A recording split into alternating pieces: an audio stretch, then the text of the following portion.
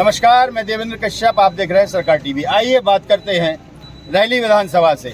कांग्रेस का एक बड़ा चेहरा, 2 बार जिला सदस्य को फाइट करके आप जिला पंचायत में अपनी आवाज़ बुलंद की, लोगों की आवाज़ बुलंद की और वहाँ आमजन के मुद्दों को उठाया। आइए बात करते हैं। ज्योति जी, स्वागत है आपका। बहुत बहुत धन्यवाद। अच्छा जी, किन मुद्दों को लेकर चुनाव में? देखिए, आज रहली विधानसभा क्षेत्र में जो हमारा पूरा युवा वर्ग है, वो चाहे पढ़ा लिखा हो चाहे अनपढ़ हो, हर युवा वर्ग रोजगार के अभाव में यहाँ से लगभग 30 से 40 हजार लोग जो है वो यहाँ से पलायन कर चुके हैं। तो सबसे बड़ी यदि चीज मैं मानती हूँ कि इस क्षेत्र के लिए सबसे ज्यादा रोजगार की आवश्यकता है। एक भी व्यक्ति को 40 साल हो गए मंत्री जी को, यहाँ से 20 साल हो गए मंत्री बने हुए, 40 साल हो गए विधायक बने हुए, आज तक किसी एक भी व्यक्ति को रोजगार नहीं मिला। यदि वो चाहते, यदि वाकई में वो जनता के हितैषी होते, युवाओं के हितैषी होते, तो एक एक घर में रोजगार उपलब्ध करा देते। आप आरोप लगा रही हैं, उनका एक बयान आया था कि हर घर नौकरी, देखिए तो नौकरी मिली नहीं मिली। देखिए, पिछले 2018 के चुनाव में बस लगभग यही समय था, नवंबर का ही समय था, उमा भारती जी रहली आई हुई थी और उनके सामने ही, उस मंच के सामने मेरे पास वो वीडियो भी है, उन्होंने कहा था कि यदि हर घर में रोजगार यदि हमने नहीं दिया तो अगले 2023 के चुनाव के पहले हम किसी को अपना मुंह नहीं दिखाएंगे। किसने कहा था? आज आपके चैनल के माध्यम से मंत्री गोपाल भार्गव जी ने कहा था। तो आज आपके चैनल के माध्यम से यदि आप उनका इंटरव्यू करें तो उनसे जरूर पूछिएगा, तो क्यों आप जनता के बीच में मुंह दिखाने जा रहे हैं? क्यों आज नामांकन फॉर्म आपने दाखिल किया, जब आपने हर घर में एक युवा को रोजगार तो छोड़िए, पूरी विधानसभा में आपने एक रोजगार नहीं दिया? क्यों आप युवाओं के साथ खिलवाड़ कर रहे हैं? केवल और केवल आप अपने घर भरने में लगे हुए हैं। आपके पास आज करोड़ों अरबों खरबों की संपत्ति हो गई, विदेशों में आपके बिजनेस है, पूरे भारत में आपके बिजनेस चल रहे हैं। ये क्यों? आज क्षेत्र की हालत क्या है, गरीबों की हालत क्या है? आज हर जगह, हर ऑफिसों में, हर कार्यालयों में केवल और केवल रिश्वतखोरी चल रही है, केवल और केवल भ्रष्टाचार। केवल आप अपने गांव के जो लोग हैं उनका केवल 3-4 लोगों का, हर गांव में 3-4 लोगों का विकास हुआ है और वही 3-4 लोग इनको वोट दिलाते हैं और बाकी इनको कोई गांव के गरीब जनता से कोई मतलब नहीं है। आज ये 3-4 गाँव के लोगों का, 3-4 लोगों का इसलिए विकास करते हैं ताकि वो जाकर के बूथ कैप्चरिंग कर सके। और मैं आज इस चैनल के माध्यम से ये भी कहती हूँ कि यदि इस बार बदलाव नहीं हुआ तो आज इस जनता के सामने भी अपील करना चाहती हूँ कि यदि इस बार बदलाव नहीं हुआ तो अगली बार मंत्री जी आपके घर नहीं आएंगे, आपके किसी काम में आपकी कोई सहायता नहीं करेंगे और वो कहेंगे कि हम अपने लोगों के द्वारा, जो उन्हें हर गांव में 3-4 बदमाश पाल रखे हैं, उनके द्वारा वो वोटिंग करवा लेंगे। तो सभी जनता से भी अपील करना चाहूंगी कि आप लोग बस, आपको कहीं नहीं जाना है, केवल वोट में चोट करना है, केवल वोट देना है, पंजे को वोट देना है, तब जाकर के तानाशाही डर और दहशत की राजनीति खत्म होगी। आप किन मुद्दों को लेकर चुनाव में आए हैं जनता के बीच में? क्या आपने अपनी पर्सपेक्टिव रखी? देखिए, सबसे बड़ा मुद्दा तो यही है कि रोजगार है। और मैं, ऐसा भी नहीं है कि मैं कह रही हूँ कि रोजगार के अवसर यहाँ पर हो सकते हैं। रोजगार कृषि आधारित हो सकता है, रोजगार जो नदियों के किनारे है, नदियों के किनारे कई उद्योग स्थापित किए जा सकते हैं। कई ऐसे उद्योग हैं जो यहाँ पर लगाए जा सकते हैं रहली विधानसभा क्षेत्र में। आप जहाँ आप खड़े हैं, आप थोड़ा सा ऊपर फोकस करेंगे तो यहाँ 2 किलोमीटर जस्ट ऊपर लिखा हुआ है। आज तक आप पूरे क्षेत्र, आज किसानों अपने गेहूं लेकर के, अपना माल लेकर के जब खरीदी केंद्र पर जाते हैं तो लुटाई होती है और उन्हें उचित अपनी फसलों का दाम नहीं मिल पाता। तो 2600 रुपये उन्होंने गेहूं का MSP किया हुआ है और कृषि विद्युत पंपों का उन्होंने बिल, 5 हॉर्स पावर तक की कृषि विद्युत पंपों का बिल माफ करने का फैसला किया है, वो बहुत अच्छा है। 2 लाख रुपए तक का किसान कर्जा माफ करने का फैसला किया है।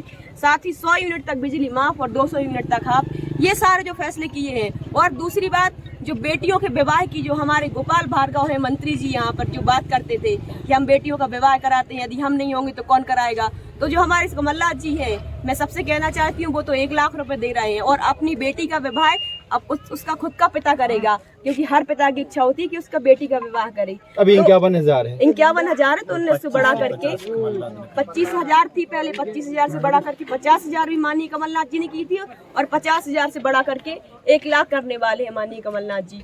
तो ये बेटियों के प्रति सकारात्मक सोच है, बेटियों के प्रति, नारी के प्रति सम्मान है, ये केवल और केवल कांग्रेस पार्टी ही दे सकती है। जनता तक अपनी बात कैसे, कितनी पुख्ता तरीके से ले जा पा रहे हैं आप? देखिए, जनता तो मुझे लगता है कि अब इतनी समझदार हो गई है कि मुझे बताने की आवश्यकता नहीं है। 40 साल के इनके कारनामों को देख चुकी है, और अब निश्चित रूप से जनता कुछ भी नहीं बोल रही है। फूल के झंडे लगाए हुए हैं, हर घर में फूल के झंडे, मजबूरी है क्योंकि ऐसा ना हो कि हमारे घर का राशन पानी सब बंद हो जाए, तो फूल के झंडे लगाए हुए लोग कह भी रहे हैं कि हम झंडे लगाए रहेंगे फूल के और वोट देंगे पंजे को। आपने कांग्रेस पार्टी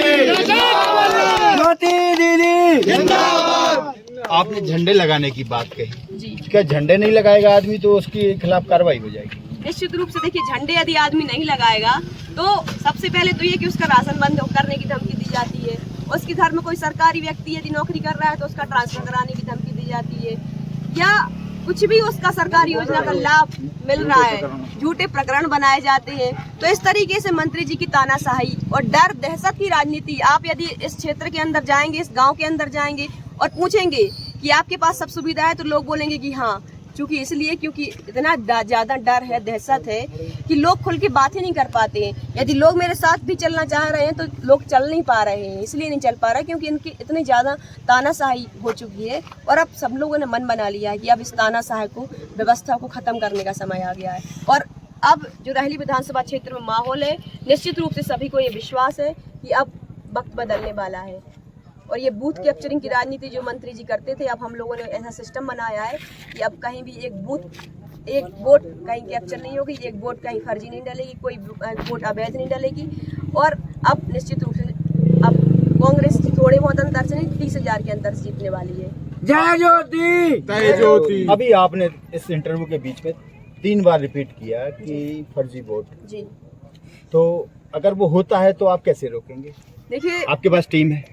देखिए वही मैं बात कर रही हूँ, हम लोगों ने सभी कांग्रेस के जो दावेदार रहे, हमारा पार्टी संगठन रहा लगातार, क्योंकि लंबे समय से सभी को अनुभव था कि ये होता आया है। क्योंकि मंत्री जी जो दावा करते हैं कि मैं विकास के दम पे जीतता हूँ या किसी और चीज़ के दम पे, लोगों के आशीर्वाद और प्यार से जीतता हूँ, तो ये पूरा क्षेत्र जानता है कि ये उनसे नहीं बल्कि बूथ कैप्चरिंग की दम पे जीतते हैं। तो सभी लोगों को ये अनुभव था। हमारे जो वरिष्ठ लोग हैं, हमारे साथ दीपक जैन जी भी खड़े हुए हैं, सभी लोगों ने जब हमसे अनुभव शेयर किया तो हमने केवल और केवल इसी बात पर फोकस करना शुरू किया। केवल और केवल हम लोग बूथ कैप्चरिंग रोकने पर फोकस किया। हम लोगों की हर बूथ पर मजबूत टीम है, 10-10 कहीं 15-15 लोगों की टीम है, और वो निश्चित रूप से बूथ कैप्चरिंग रोकेंगी। जनता आपको क्यों चुने? देखिए, जनता इसलिए भी ऐसा नहीं कि मुझे ही, बल्कि कांग्रेस पार्टी का विधायक चाहती है। इसलिए चाहती है कि 40 साल का इनका बहुत लंबा कार्यकाल हो गया, तानाशाही, डर, दहशत जो क्षेत्र के अंदर व्याप्त है, भ्रष्टाचार जो इतना ज़्यादा बढ़ गया है, केवल और केवल उनके बदमाशों का विकास हो रहा है, केवल और केवल उनके लोगों का विकास हो रहा है। तो लोग चाहते हैं कि अब केवल 4 लोगों का नहीं, बल्कि इस विधानसभा के जो 2,41,000 मतदाता हैं उनका विकास हो। ये 4 लोग कौन है? ये आपने 4 बार रिपीट किया। जी, 4 लोग वही हैं जो इनको वोट दिला, जो वोट के ठेकेदार हैं, जिनके पास पैसा आता है। अभी देखना आप 10-10, 20-20 लाख रुपए आएगा कि आप अपने मोहल्ले का ठेका ले लीजिए वोटों का, उनके पास पैसा आता है, वो गरीब जनता बेचारी पिसती रहती है। उससे कैसे लड़ेंगे आप? अब मैं नहीं उस लड़ूंगी, नेक्सस को कैसे खत्म करेंगे? मैं उनसे नहीं लड़ूंगी, मेरे क्षेत्र की जनता जनार्दन उनसे लड़ेगी। और वो ऐसे नहीं लड़ेगी, उनको तीर तलवार नहीं चलाना है, उनको केवल वोट में जाकर के चोट करना है और केवल पंजे को वोट देना है।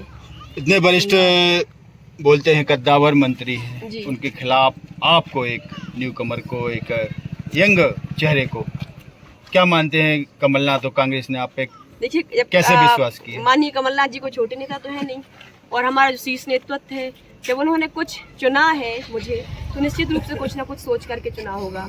और उन्होंने ऐसा नहीं है कि मैं न्यू कमर हूँ, मैं 2 चुनाव जीतने का अनुभव मेरे पास है। 2021 साल की थी, पहला जिला पंचायत सदस्य का चुनाव जीती, और दूसरा जिला पंचायत सदस्य का चुनाव जब जीती है 9 मंथ प्रेग्नेंट थी मैं, है ना। और उसके बाद भी आधे जगह जा नहीं पाई मैं, लगातार मैं गोपाल भार्गव के खिलाफ संघर्ष करती रही, और 13 14 केस मुझ पर दर्ज गोपाल भार्गव जी ने करवाए।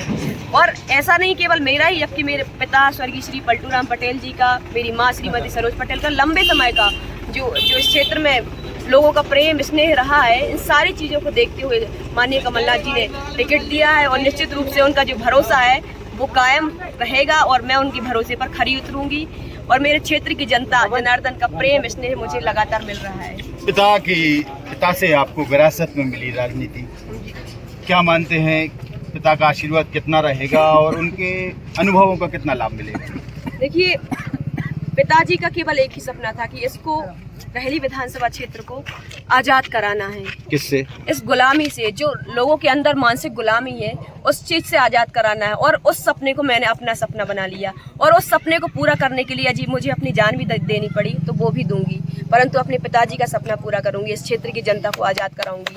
जय कांग्रेस, जय कांग्रेस, जय कांग्रेस, जय कांग्रेस, कांग्रेस पार्टी जिंदाबाद। आप थी ज्योति पटेल, रहली विधानसभा से फाइट कर रही हैं, प्रत्याशी हैं कांग्रेस की। पिता का आशीर्वाद, जनता के सहयोग और आशीर्वाद की बात करती हैं। आगे देखते हैं क्या परिदृश्य बनेगा। सरकार टीवी की पेशकश।